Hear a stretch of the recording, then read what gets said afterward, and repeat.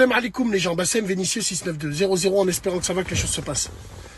Allah irahmou le petit de Nanterre de 17 ans qui est mort, qui s'est fait abattre par les flics. Allah irahmou, que Allah lui ouvre les portes du paradis et atténue la douleur de sa famille. Amin ya Rabbil Alamin. Bon, ça c'était le côté émotionnel. Maintenant on va passer dans les vraies questions. Pourquoi les flics motards qui maîtrisent la moto comme tu sais pas, pourquoi ils lui ont tiré dessus?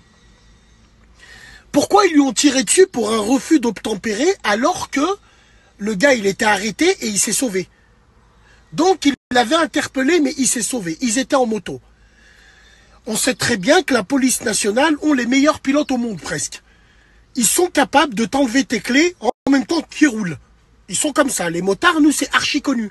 On sait que quand un motard te prend en chasse, faut t'arrêter tout de suite. Il te rattrapera. Il te rattrapera de toute façon. Donc, pourquoi la police, elle a tiré? Elle aurait très bien pu le prendre en chasse. Ils l'auront rattrapé vite fait. Avec des scies, on met pareil en bouteille. Ok. Sauf que maintenant, les frères, ça a changé. Sauf que la donne, elle a changé. C'est fini les chasses avec les flics. Maintenant, ils se prennent plus la tête.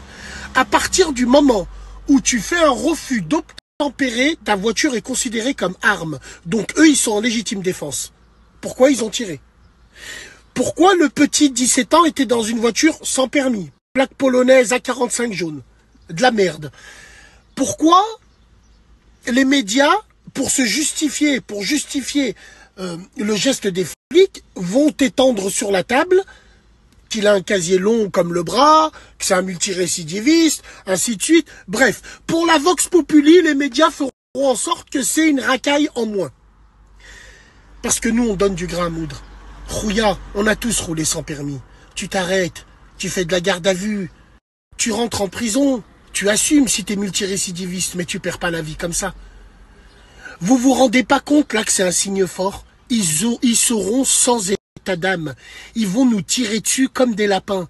Parce que c'est fini ce temps-là où ils te prennent en chasse, ils t'envoient des convocations. Maintenant, ça va être le Texas, c'est le western. Ils vont tirer dessus pour un oui, pour un non. Et puis là, regarde, un jeune de 17 ans, il a perdu la vie, il est mort. Il s'est fait abattre clairement.